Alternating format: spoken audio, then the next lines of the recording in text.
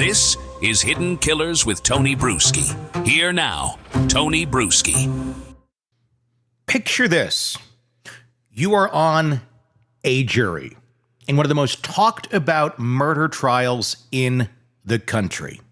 And you're expecting bombshells, DNA revelations, emotional testimonies, and maybe even a few courtroom meltdowns.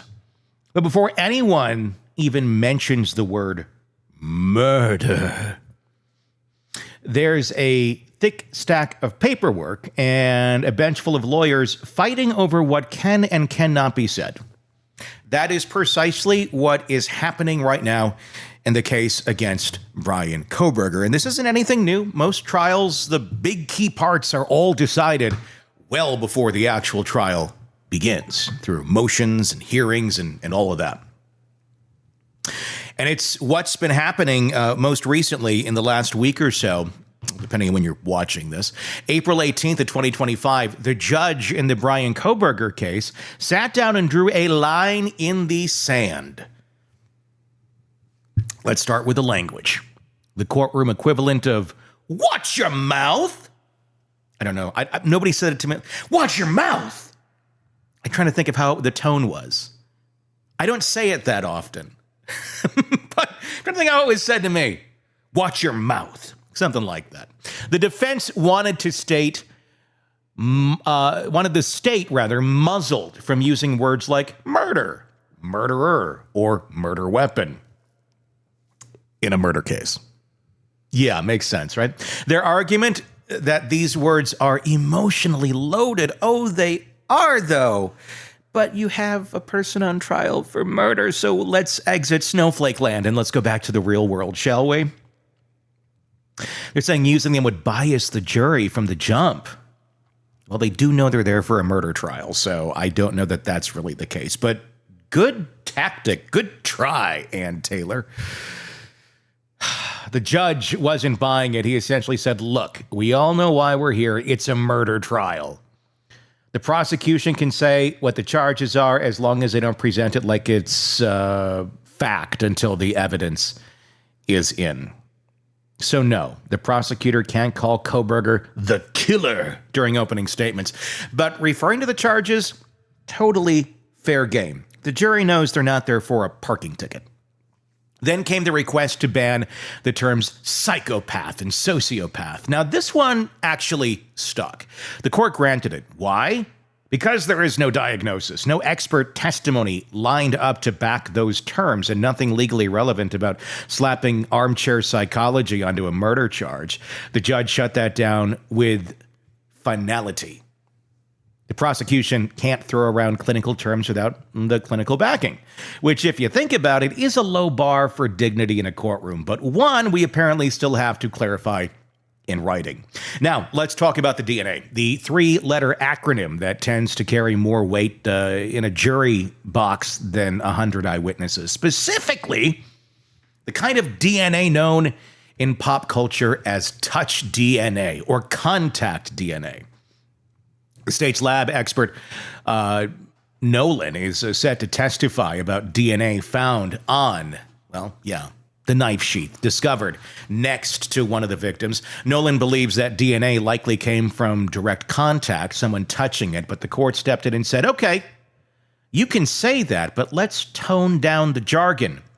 The judge strongly suggested the use of the phrase touch DNA, discouraged the use of that term, touch DNA, contact DNA, or trace DNA, not because they're inaccurate, but because they can confuse jurors and imply a level of certainty that does not exist.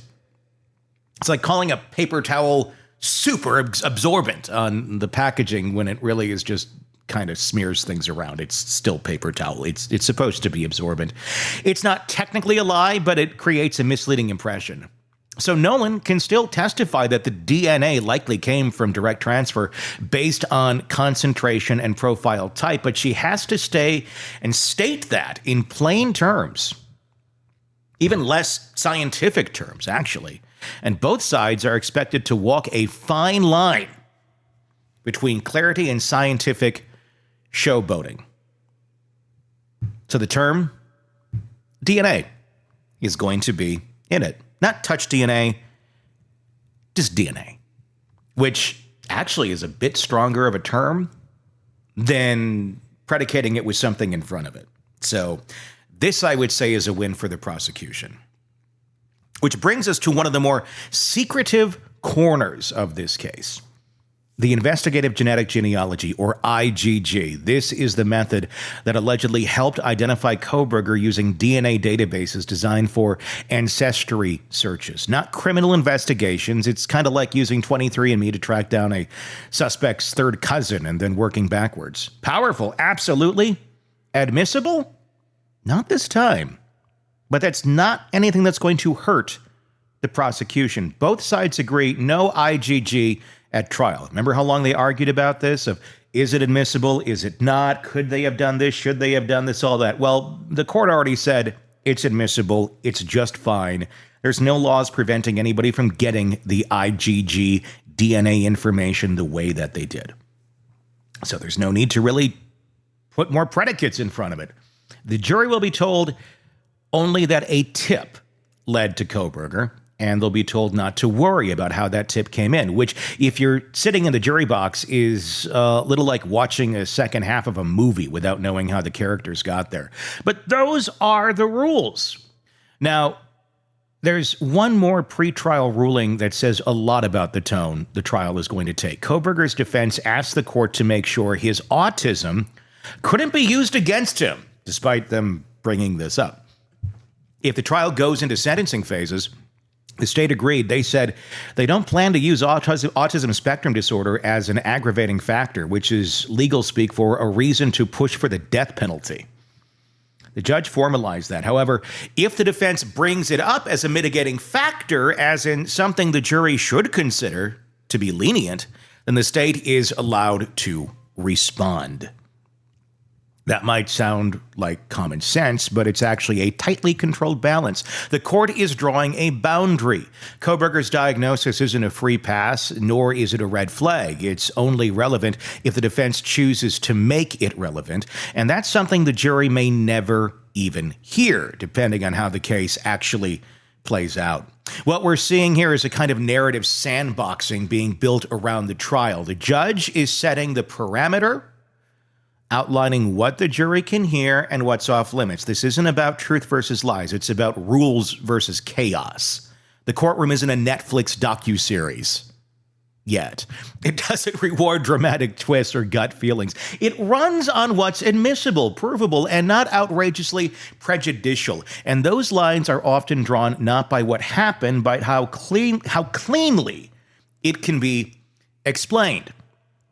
Every one of those rulings, from the words prosecutors can say to the forensic lingo to the evidence that got quietly swept under the rug, shapes how the story of this case will be told in court. It controls what the jury will see and, just as importantly, what they won't see. Because in a case that's already been tried 100 times on social media, the actual trial is now being trimmed and sculpted down to something leaner, stricter, and, if the court has its way, a little less theoretical. And a little less theatrical as well. And that's the thing about justice systems. They don't just care about what's said, but how it's said, when it's said, and why. It's less of a whodunit and more of a game of who gets to say what. Why? Appellate issues. You don't want something in there that can trigger a redo after millions of dollars are spent on this thing, and somebody says the wrong term out loud that they already agreed on, saying, look, we can't say this, or it's just kind of lightly said, don't say this. The rules are there. So anybody taking the stand, the attorneys, everybody, here's the rules, follow them. We don't want to have to do this again.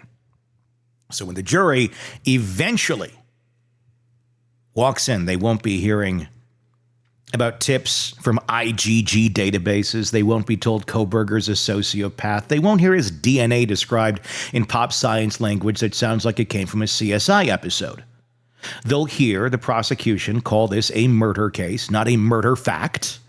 And when Kohberger's defense steps up, they'll be walking the same tightrope, careful to defend without leaning on unpermitted psychology or vague suggestions. It's like when you go to a restaurant, they don't read off the ingredient list to you to tell you what you're getting. If you're ordering a Big Mac, they're not going to say, okay, it contains this amount of beef. This is the type of beef. These sort of seasonings. Here's exactly where they all come into play. These sort of preservatives. Let me tell you where the lettuce came from, and the cheese, and the bun that never goes bad. I don't know that anybody can truly explain that one, but it is what it is. They're just going to call it a Big Mac. They're going to call it what it is. The evidence will come. The arguments will unfold, but they'll do it within boundaries that are now firmly set. And speaking of boundaries, this next part is where things get real, because now the court's decided what the jury can't hear. It's time to look at what they will hear. The Amazon records, a surveillance video, the expert DNA testimony, all of it. The state has its evidence lined up. So let's get into that part. This case that's made so many headlines and fills Reddit threads. The actual evidence, not the vibes, not the viral theories, but the physical stuff that's officially allowed into court. After the pretrial fencing and legal tightropes, this is where the prosecution finally gets to lay some bricks down. And if you're Bryan Kohberger, this is also the part where things start feeling real. Getting real, kids. First up, Amazon. Yeah, that Amazon. In the sea of digital evidence, nothing hits harder than cold transactional data, especially when it lines up bad coincidence in a true crime doc. The state has successfully linked an Amazon account registered to Bryan Kohberger to the purchase of a K-bar knife and sheath, the same style of weapon believed to be used in the stabbings. The account showed not just a one-click buy, but a whole trail of curiosity. Pages visited, knife listings browsed, shipping status tracked. The package was sent to Kohberger's name at his family house in Pennsylvania. That alone might make someone shift in their seat, not the timeline. Well, but the timeline actually makes it more pointed. The knife was ordered roughly 8 months before the homicides. That places it well outside of any knee-jerk reaction or impulsive decision, and right into the kind of detail prosecutors love. A slow burn, not a flash. Post-murder.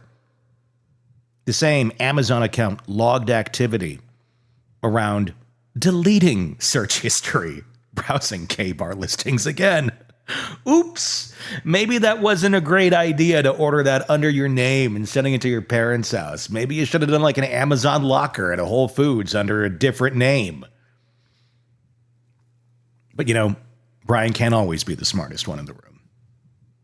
Whether that was a weird twist, morbid curiosity, or cleanup is up for the jury to decide, but the digital fingerprints are in. The defense tried to shut this down, arguing that the Amazon activity was out of context, incomplete, and unfairly prejudicial. They pointed out that just because someone clicks on a page doesn't mean they're the one who did it. Fair enough. They even brought in a digital forensic expert, David Howell, who argued to attribute Amazon activity to a specific person. You need more. Device IDs, cross-device activity, behavioral targeting data, in short, the full digital ecology. But the judge didn't bite. His response was simple, that what's cross-examination is actually for. The evidence isn't unfairly prejudicial on its face. The defense can challenge it, but it's going to the jury. Good luck convincing a jury that somehow the Amazon history that everybody looks at on their own accounts is not what it looks like, and that somehow Bryan Kohberger's is so much different. It's not.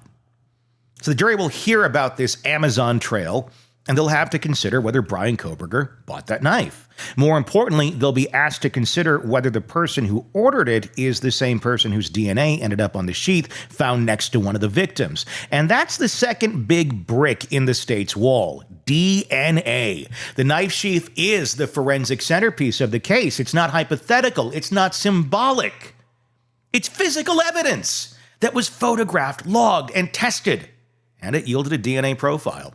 According to the Idaho State Police Lab, the DNA was a single-source male profile, and the state's expert, Riley Nolan, is going to testify that the amount of DNA present and the clarity of the profile make it more likely that it came from a direct transfer. In plain terms, she believed the person who left the DNA was someone who physically touched the sheath.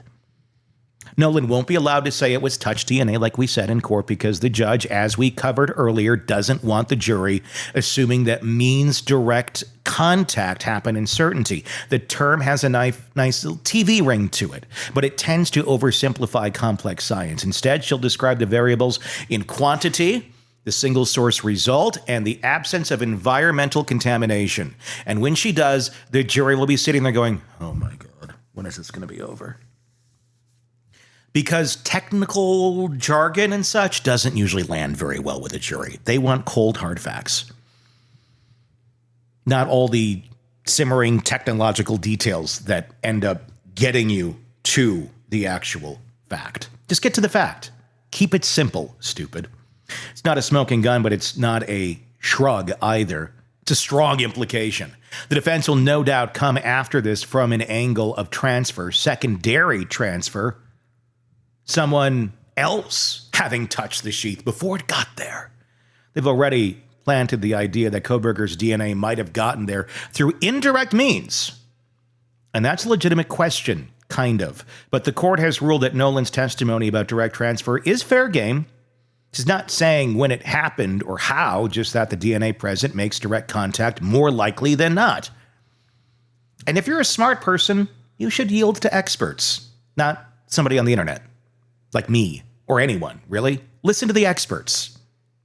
The judge also made another critical call. He warned the prosecution about the danger of overhyping DNA stats. During the grand jury process, the lab analyst testified that the DNA from the sheath was 5.37 octillion times more likely to belong to Kohberger than a random person from the population. That's 5.37 followed by 27 zeros. That's a lot. The prosecutor tried to simplify it by saying, so you're saying like it's 1 in 5 octillion people? The analyst responded with a correction, noting that it's not how likelihood ratios work. And the court agreed. In other words, you can't tell a jury that finding Kohberger's DNA is like winning the lottery in reverse. It creates a false sense of certainty. So at trial, those stats can still be discussed, but not in a way that suggests cartoon-level odds of guilt, even though it points to that. It has to be scientifically sound, not mathematically theatrical. Kind of hard to do, though, when the theatrics of the math are quite theatrical. And while DNA and Amazon make for solid anchors in the case, they're not the only ones. There's also the car, the now infamous white Hyundai Elantra. Surveillance videos captured a vehicle matching that make and model circling near the King Road house in the early morning hours of November 13th. According to law enforcement, the same vehicle is seen entering the area around 4:04 a.m. and then speeding away at 4:20 a.m., a window that matches the alleged time of the murders. Huh. That's a weird coincidence for the guy who bought the knife sheath and the knife. It has his DNA on the knife itself. Wonder what that all could mean. Again, for the jury, defense tried to argue that calling all of these sightings the same vehicle was speculative. After all, there's no unbroken video showing the car moving from one camera to the next, no footage of it pulling into the house or catching a plate, but the court ruled that trained law enforcement officials can testify to their conclusions based on footage, the timestamps, and the vehicle's behavior. They're not just guessing, they're drawing inferences based on data and experience. The Ridge Road camera in particular captured the cleanest view of the vehicle. It was about 0.3 miles from the crime scene. It's not a leap to imagine a car seen there at 4:01 a.m. is the same one seen at 4:04 a.m. entering the neighborhood. The investigators are expected to explain this pattern at trial, complete with surveillance maps showing the car's alleged route through the area. This matters not just because of what the jury sees, but how the prosecution connects it to Kohberger's registered vehicle. The goal is to place his car in the area at the exact time the murders were believed to have occurred. And for those of you playing along at home who may not be super familiar with how far or not far 0.3 miles is, if you live on a block, like an average city block, that's about 6-7 houses down the road.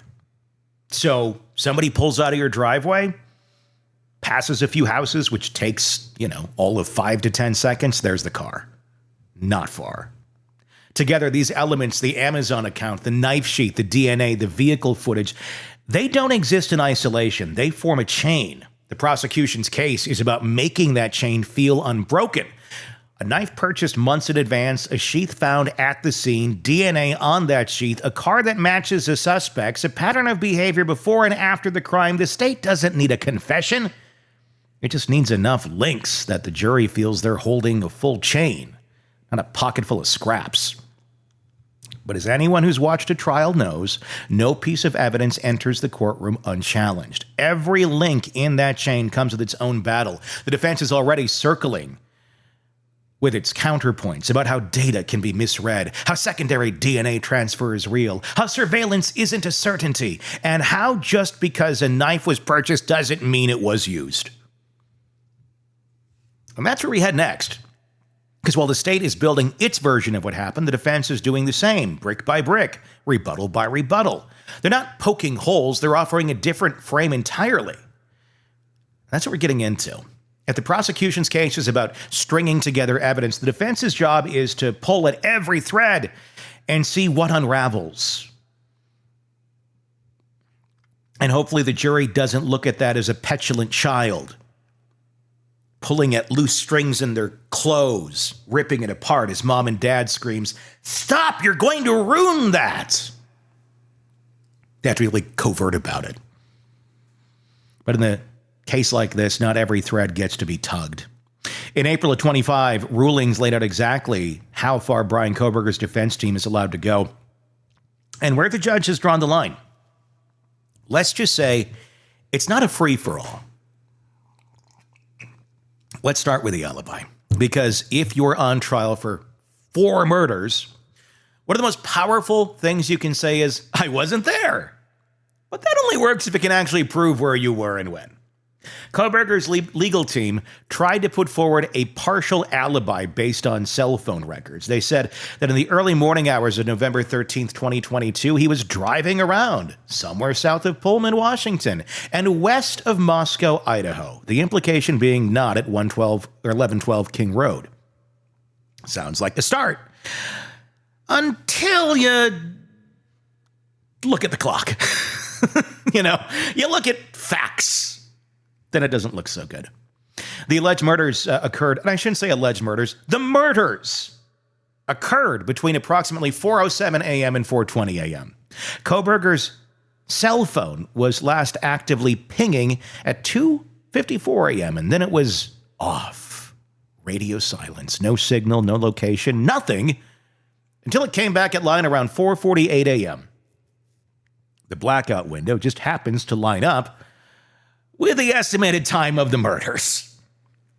Oh yeah, you don't want to say murders out of context, right? The murders.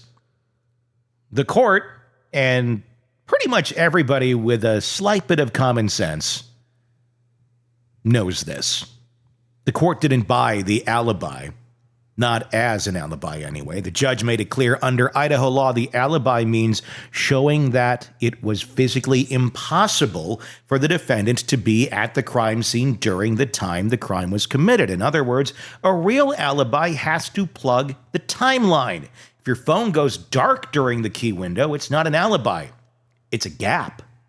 Now, that doesn't mean the defense can't talk about phone data. They can. They can have their expert, Cy Ray, testified that the cell tower data shows Kohberger was elsewhere before and after the murders.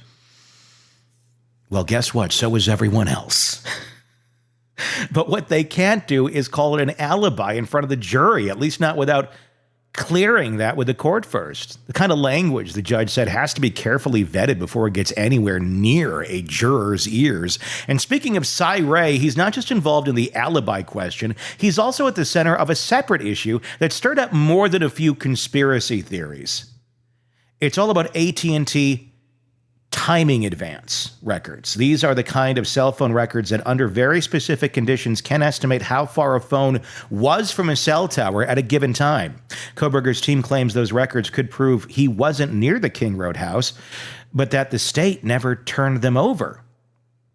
Here's where things get a little messy. AT&T didn't produce those records, according to the state, because they didn't exist. You can't turn something over that's not there. Timing advance data, AT&T says, is only stored for 7 days. The warrants were issued weeks after the murders. By then, the data was gone. The prosecution provided certificates from AT&T confirming this, but Cy in his infinite wisdom and his affidavit basically calls foul. He says the records were obtained and are being hidden. Yeah, no, they're not. Sorry. The court not impressed. The judge ruled that Cy could ask one law enforcement witness, Special Agent Balance, whether he received those records. But that's it. If Balance says no, that ends the discussion. The defense can't continue to suggest the state is hiding evidence that they didn't have unless they can prove it. Otherwise, it turns into speculation, and that's not allowed. You can't just make things up and say, you didn't give me this, and I know you had it. No, we don't. Here's everything we have. Check AT&T. They'll tell you the same thing. AT&T says the same thing, but we still think we're right. Okay, now you're just being a petulant child. That's just what it is at that point. It's been a reoccurring theme in these rulings. Speculation. The court is fine with reasonable doubt. It's not fine with rabbit holes. And nowhere is that more clear than in the debate over alternate suspects. The defense has floated the idea that someone else could have committed the murders, maybe more than one person. And to be fair, pointing the finger somewhere is a perfectly valid defense strategy. But in Idaho, you can't just say, it could have been someone else. You have to show why it could have been someone else. You have to present actual evidence that links other people to the crime, not just vibes, rumors, or Reddit threads. So if the court ruled, if Kohberger's team wants to introduce alternate perpetrator theories, they will need to submit their evidence by May 14th of 25. Not at trial, not mid-witness. They have to bring it in advance so the judge can review it, and not just any theory will do. It has to show a real, plausible link between another person and the actual commission of the crime. Circumstantial speculation, it's not enough. Otherwise, you run the risk of confusing the jury with a parade of maybe this, maybe that scenarios that don't go anywhere, which pretty much has been their strategy all of this time thus far. That pulls a firm limit on how exactly misdirection and how much misdirection the defense can get away with. The courtroom isn't a detective novel where anyone could be the killer. The rules are stricter than that. The judge made it clear, if you want to point at something else, bring receipts. And then, just when the court seemed like it was sealing off every avenue of reasonable doubt, the judge made a decision that went the other way. It was about a detail that's both incredibly specific and kind of fuzzy at the same time. Bushy eyebrows. That phrase comes from DM, one of the surviving roommates. She's the only eyewitness in this case, and during one of her interviews, she said she saw a man inside the house wearing black clothes and a mask that covered everything except his eyebrows. She said that she remembers seeing the bushy eyebrows. The defense wanted that description thrown out. Their argument, it's unreliable. DM had been drinking that night.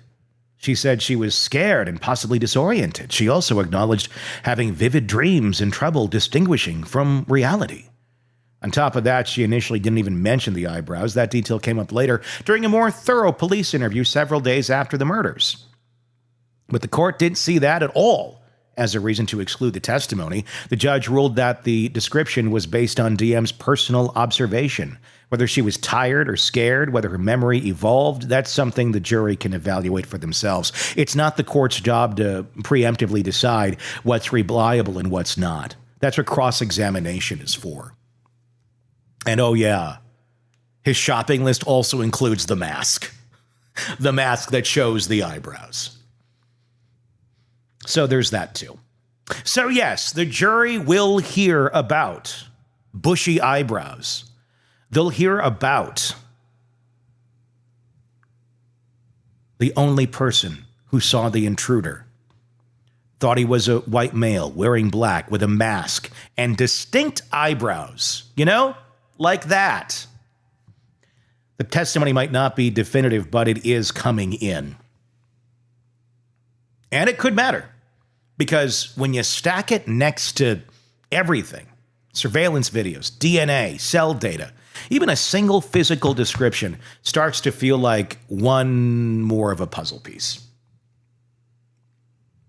That's what the defense is up against. They're trying to plant seeds of doubt. But they're doing it in a courtroom that's already trimmed the hedges.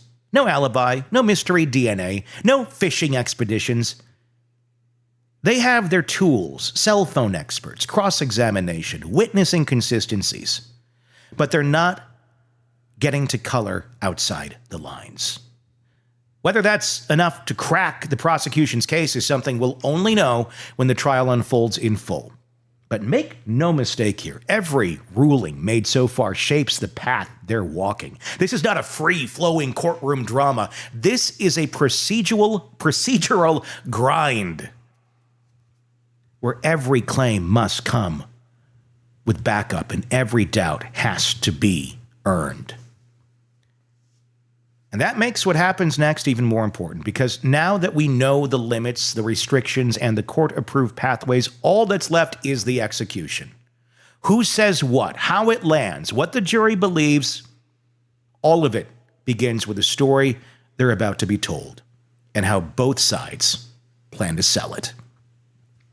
What are your thoughts on all of this? Tell me in the comments on YouTube. If you're listening to our podcast, wherever you get podcasts, go ahead, check out our YouTube channel, Hidden Killers with Tony Bruschi. Comment there, press subscribe. We put all of our content that we put out over on the podcast onto YouTube and vice versa. You just get to see me animated, moving my hands around a lot, and holding this pen when you watch us on YouTube. I can't operate without my pen. I'm always like, if it's not on my desk, I'm like, where's my pen?